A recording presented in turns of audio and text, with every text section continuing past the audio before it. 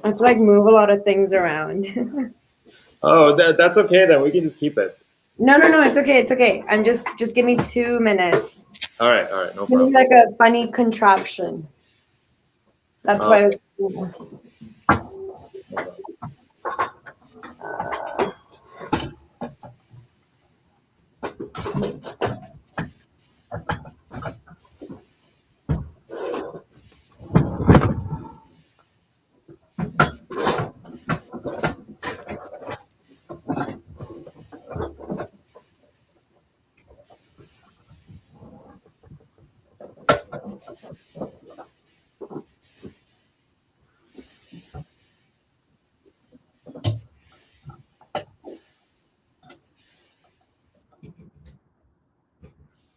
Okay, let me know if this looks okay.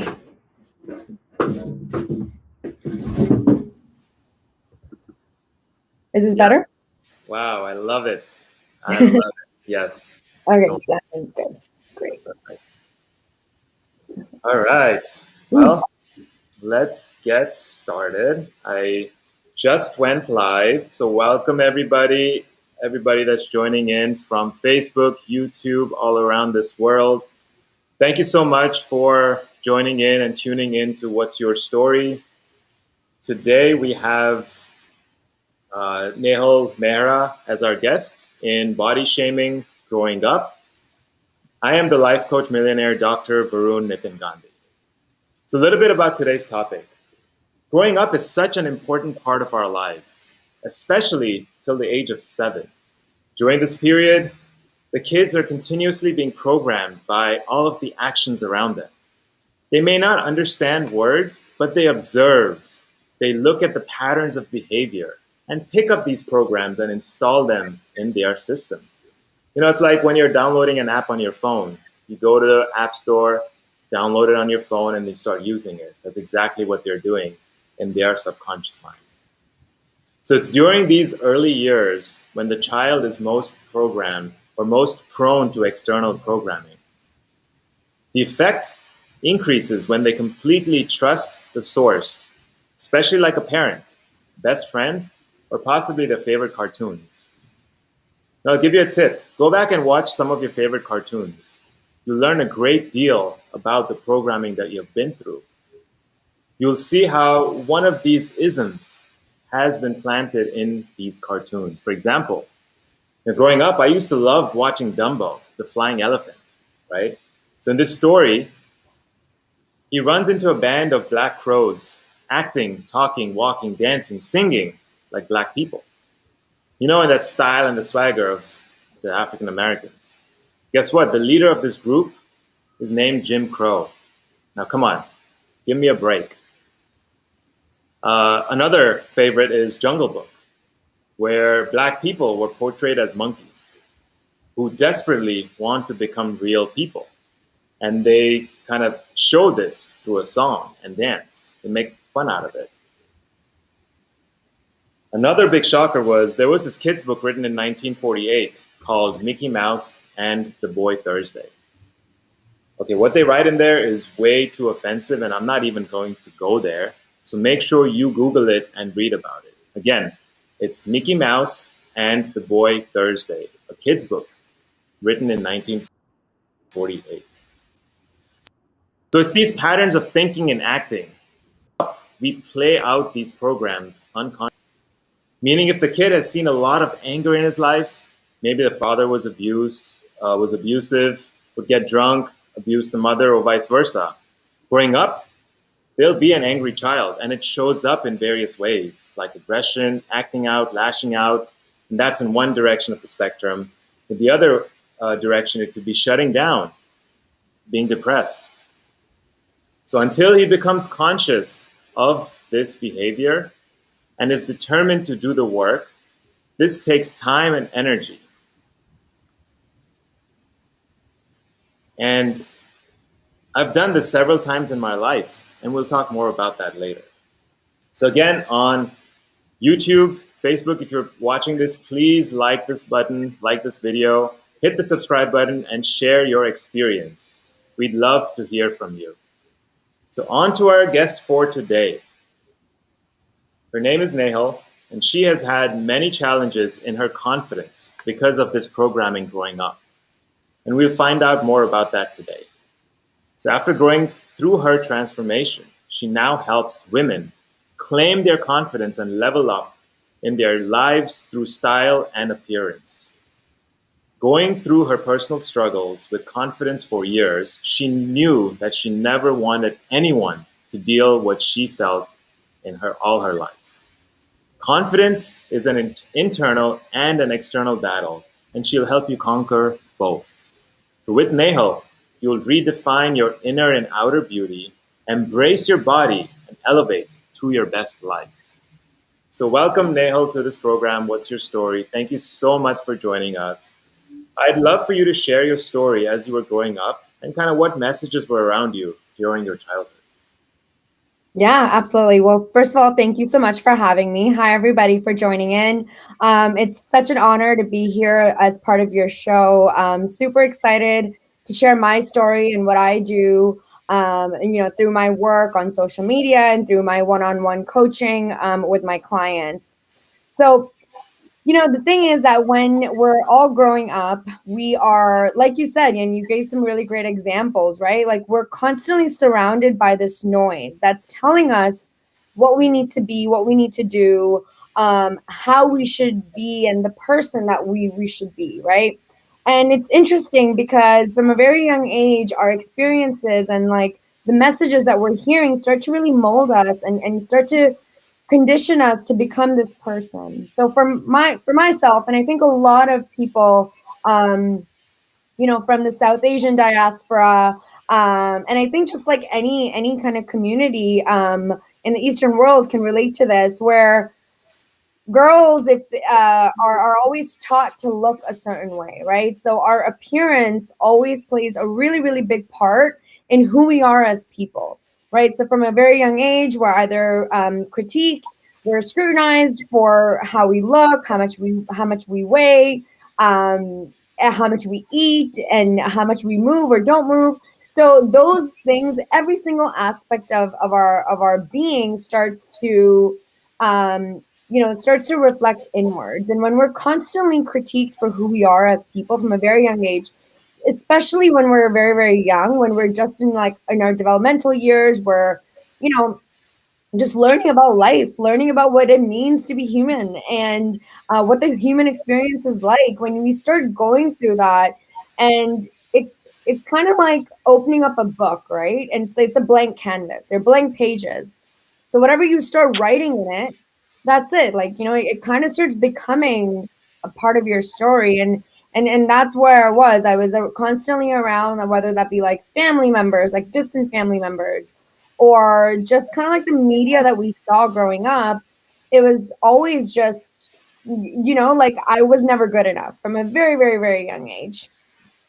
And um, it was just interesting because I think by the age of like 10, I had like developed a complex, right? Like I was constantly weighing myself. I remember like my parents had just moved to Canada, and because that's where I'm originally from. Like was born in India, grew up in Canada, and I now live in New York City. But I remember getting onto the weighing scale and seeing this number and not realizing that this was in pounds and not in kilos. And coming from India, like everything is in kilos back home. And I was like, oh my God. I remember being like 9 years old or 8 years old thinking, oh my God, this is what I weigh.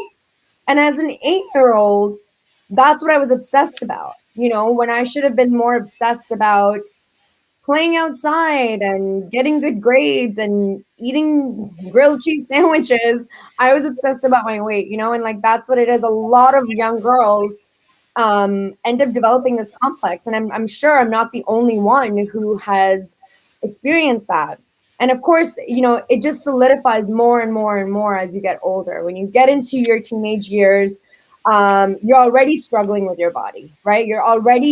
All of these changes are going through your body. You're hitting puberty. You don't know what's happening.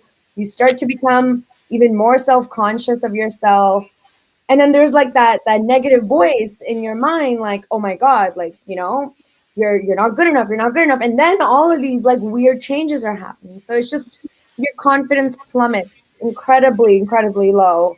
And that's what happened to me. You know, I feel like I didn't look like every other girl like I was comparing myself to, whether that be in media, in Bollywood movies, or just everybody that was around me, right? I just felt I wasn't looking like that.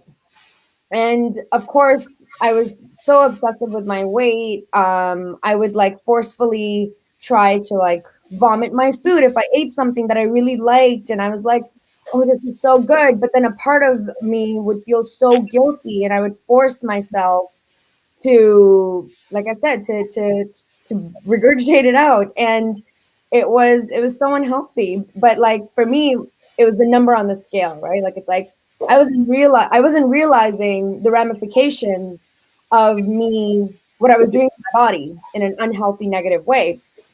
And all that mattered was, but look at that number, right? The number is going down. Like that feels really, really good.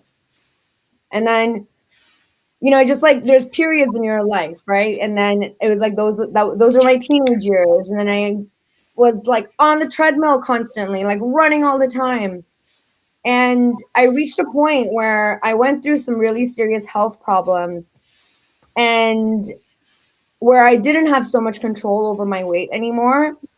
And just going through other stuff, and I'm sure we'll get into it in my life, I realized that the best way I was going to be happy, because that's all that mattered to me at this point, was that I had to accept myself as is. And because of whatever I was going through, I had to accept that, you know, maybe I will be on the heavier side. Maybe my number will be bigger than what I ever wanted to be. So that kind of like, you know, was from a very young age to just me being in a woman in her like 20s and now in my 30s. That's what I dealt with. And it's just, I got to a point where I really had to just accept. And I think that's what I always teach, right? You have to accept yourself as is before you can even get anywhere else. That is a very great point. You have to accept yourself before you can get anywhere else. I wanted to talk a little bit about some of the stories that, or some of the messages that you were getting growing up. Like, do you have any specific examples that you kind of remember your parents, your anyone in growing up would kind of give you while you were, young?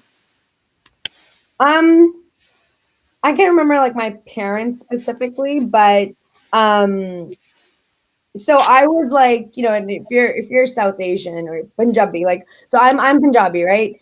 And we, you know, we say like, oh, she's really healthy. And like healthy is not a positive, there's no like positive like angle to it. It's like a negative connotation associated with that. Yeah. And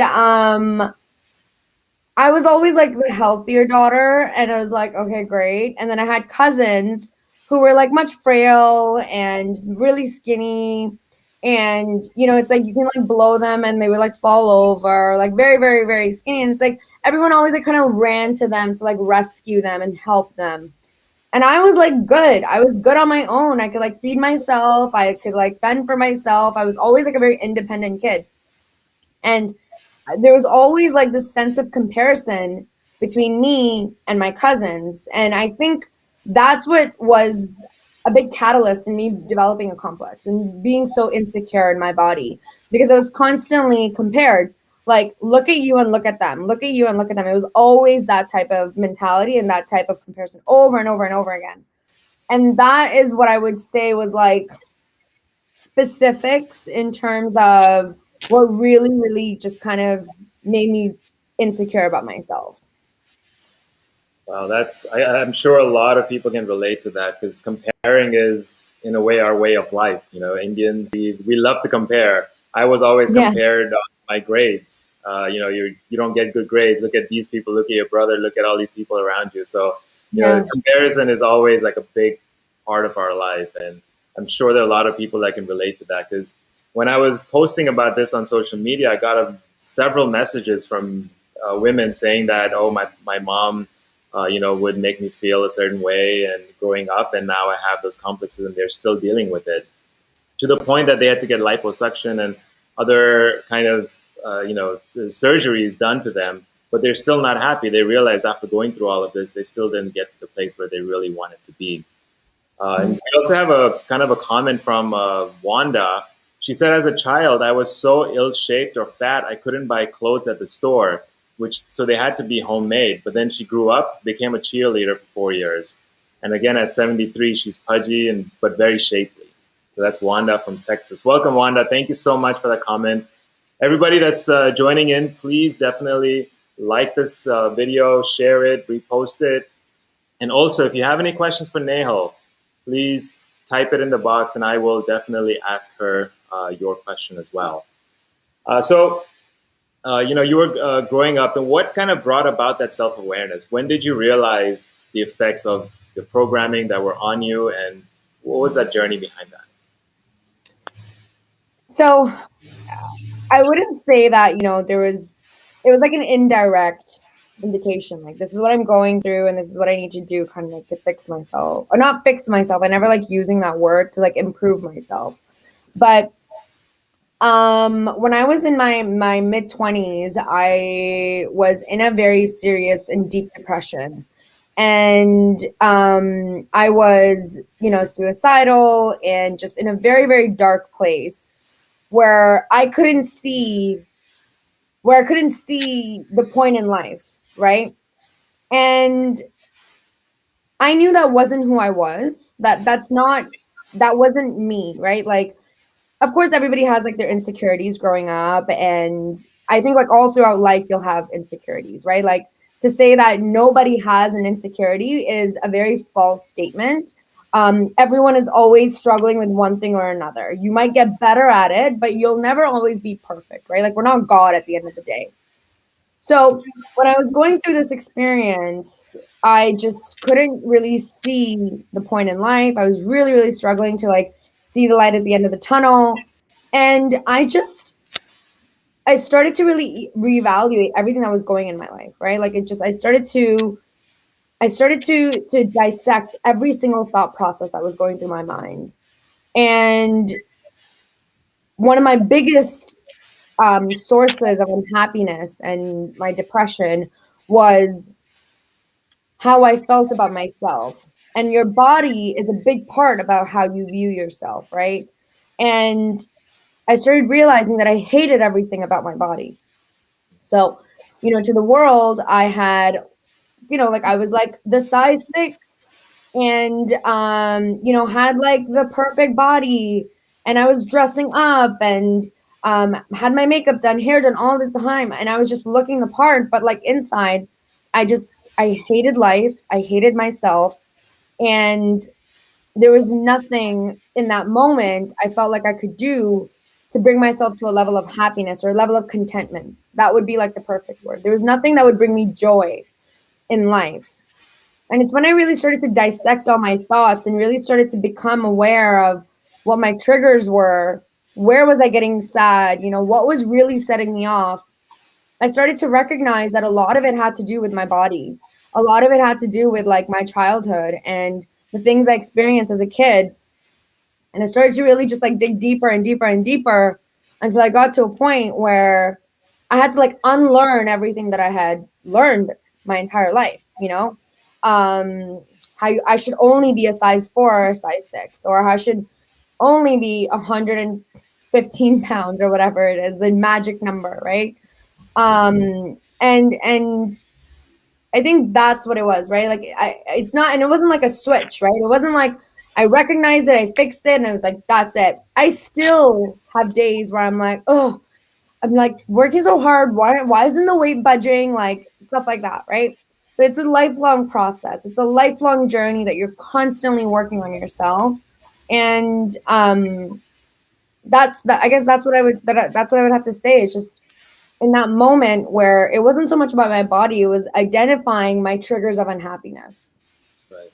Yeah, I think that's a really great, self awareness tool of kind of just looking at your thoughts and understanding, what the source is. That's kind of like your journey, what you went through. Every time you have this kind of a thought that would bring you down, you pay attention to it, be observant of it, and then you'd snap out of it in a sense, so, and like you said, yeah, you're constantly doing this. It's like an every moment thing. Any moment can change. Any moment you could have this thought of, oh, I don't feel confident, I don't feel good about myself.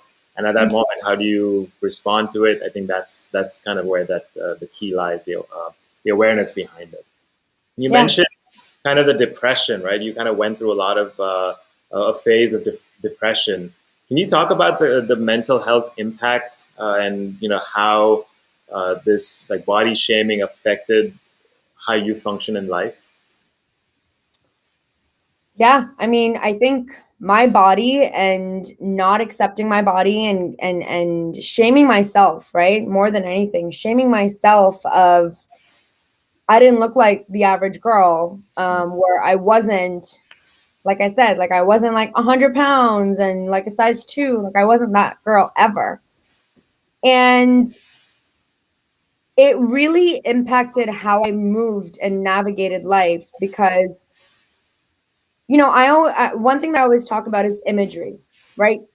It's like a picture speaks 1,000 words, and imagery is very, very impactful. Words are impactful, yes, but what we see is it like really, really drives a point, right?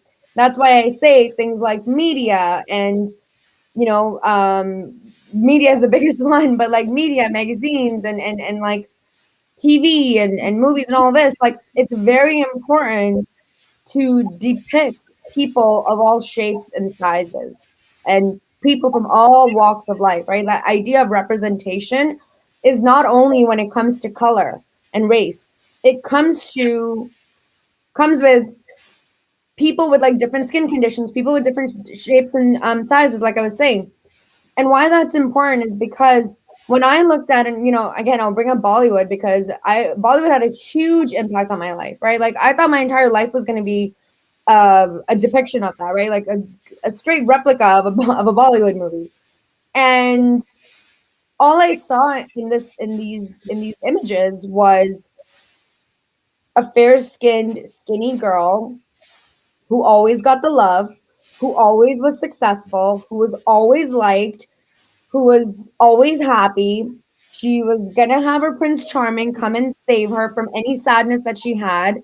And there would be not a lot of difficulties and challenges in her life, right? And that's what I saw all the time. And I associated that in my mind. And it's only now where I'm so aware of everything that happens that I realized I was like, oh my God, like that's what we've been fed and we've been taught, right? And that's how I navigated through my life, right? Where it's like I just need to lose 20 more pounds and I'll go after my dreams Right. because a skinnier girl will be accepted more, right? And or the perfect body will has a higher chance of success and stuff like that, right? So it's like imagery and body shaming and all of that I'm talking about plays such a huge part in how we move in our life. It's huge, right? Like it's like when you see like a curvier girl in a movie, she's always like, and I hate to use this word, but the fat friend, the funny friend, and the friend who like nobody really likes, and like she's not as like put together, and she's kind of like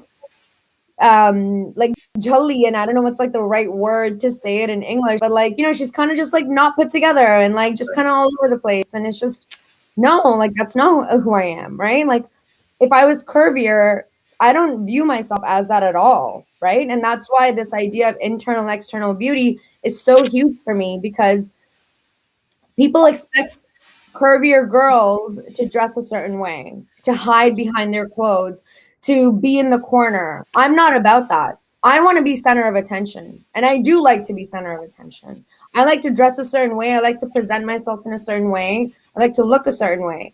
And then there are certain goals that I'm going to achieve.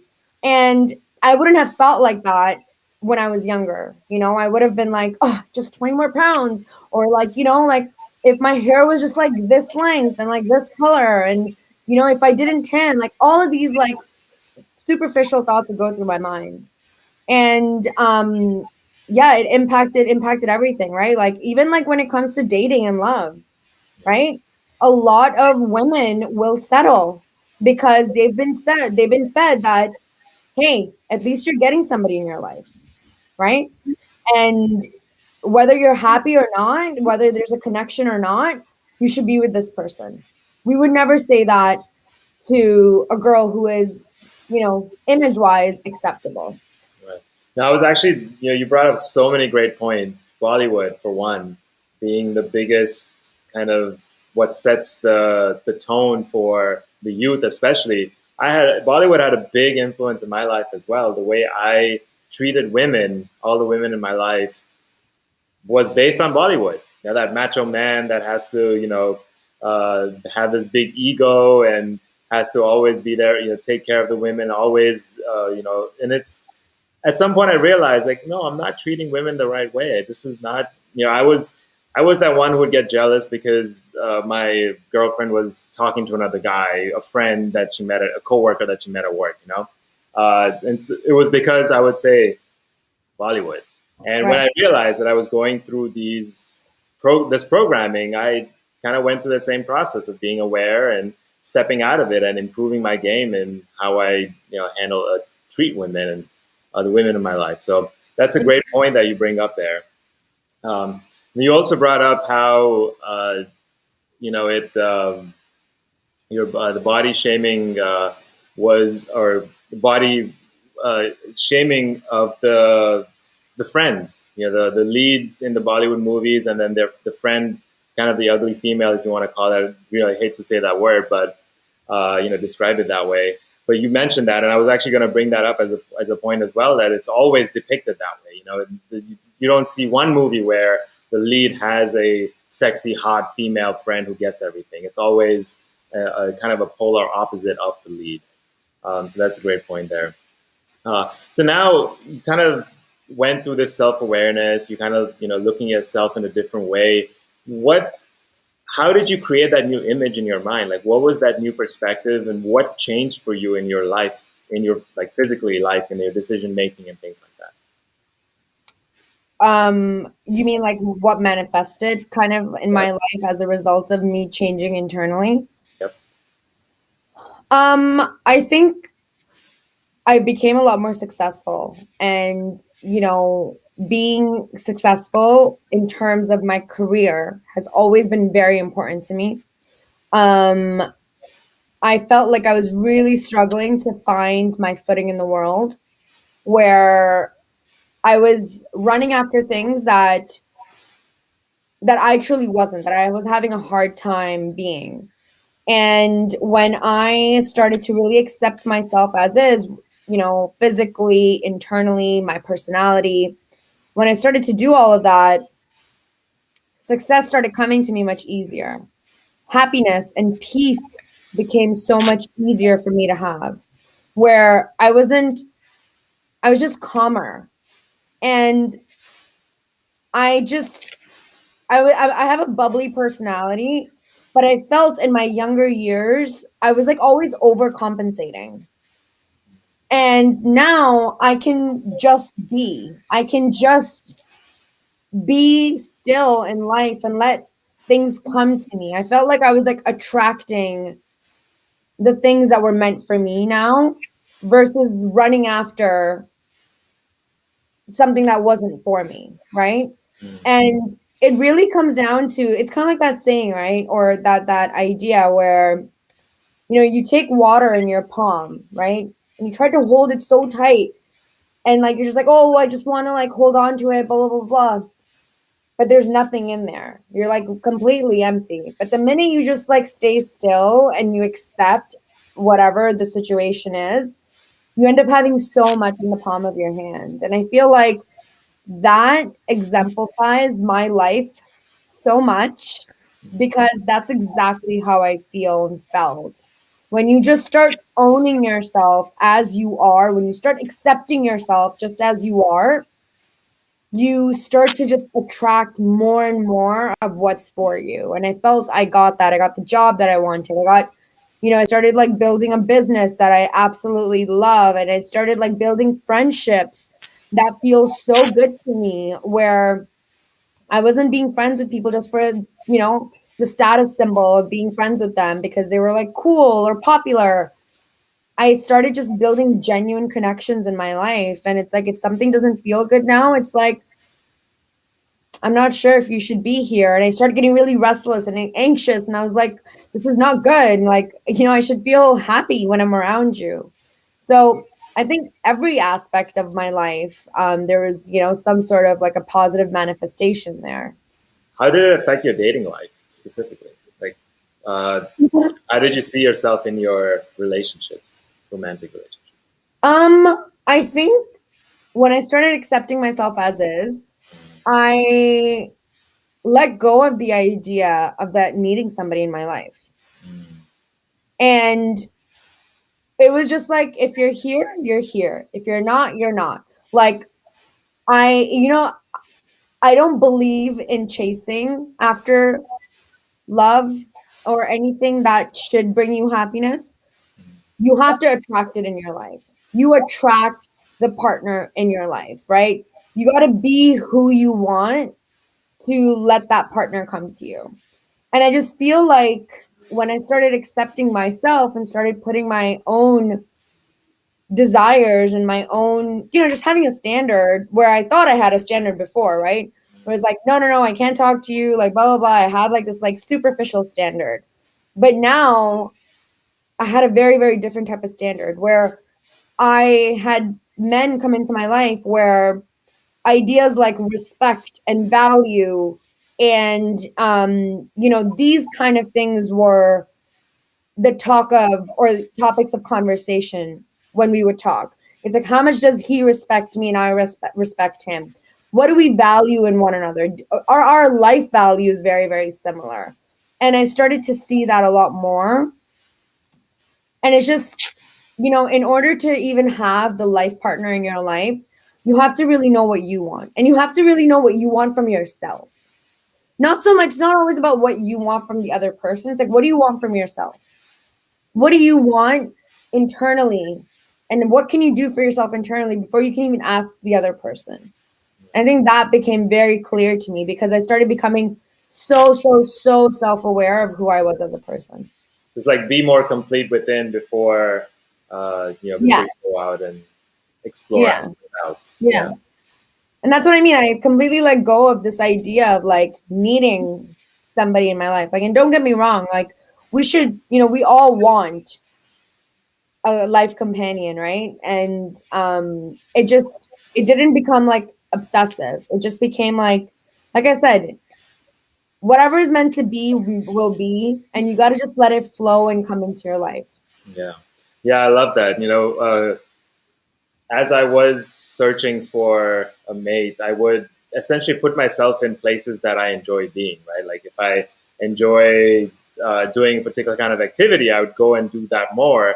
And through Mhm. that, I would meet women, I would meet other people. And that's how I would kind of, that's how it worked for me. And, I completely agree with you. Just let that, attract it. The right person will come to you because honestly, in the several long term relationships that I've had, I've never really gone out there and like sought somebody. It's just it happened. It was like a little smile. There was a little we just some kind of encounter that we had, and it just took off to the next level. So I love that. It's a beautiful, beautiful point.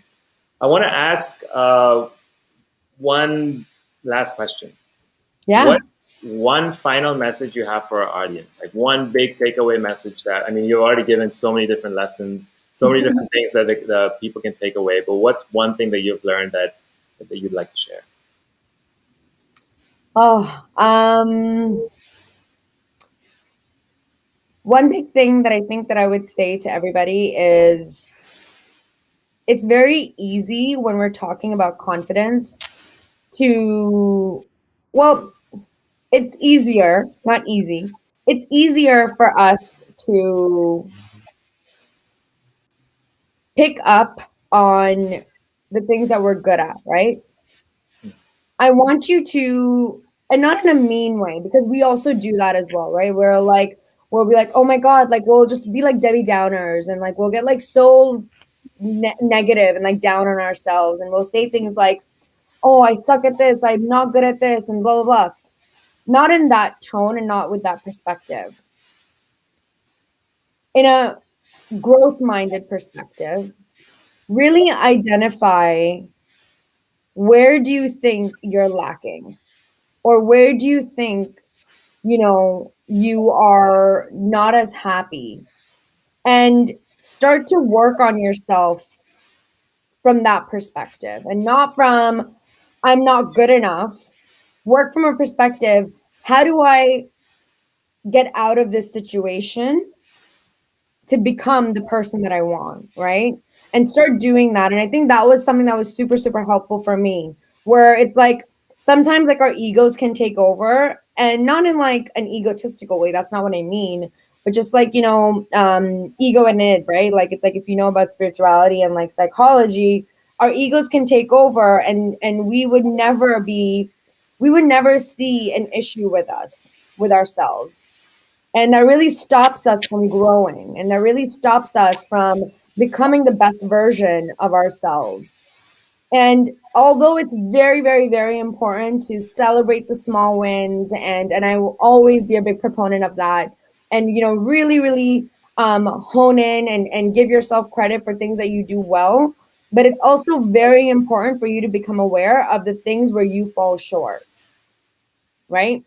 And from there, start to work on those. Start to work on, how do I become better at this, right? How do I go from a person who's always complaining to someone who is more appreciative, right? And find the positivity in that, right? Like find what would be the end positive result. And when you can identify your weaknesses and work on them, it's a very, very different type of confidence that you have, because it's pure confidence in my eyes. It comes from the heart, because you're truly genuinely wanting to be a better person, truly wanting to be better in life. Yeah, no, that's a beautiful share. Thank you so much, Nehal. So I know we're gonna get this question a lot. Where can people find you? How can they reach out to you? There are a lot of women out there that are gonna need your advice, gonna need help from you. So please share. Yeah, absolutely. So you can check me out on my website, nehalmehra.com. I'm also on Instagram at underscore Nehal. So, feel free to shoot me a DM, send over an email, nehal@nehalmehra.com, and I'd love to hear from you guys. Wonderful. So that's really easy. Nehalmehra.com. Nehal@nehalmehra.com for her email address, and her Instagram is it underscore Nehal Mehra? Yes, I couldn't get the Nehal Mehra. Ah, bummer, bummer, bummer. All right, thank you so much, Nehalji. We also had a comment from Vasu. She says that it is important that someone accepts you as you are for who you are. That is very true.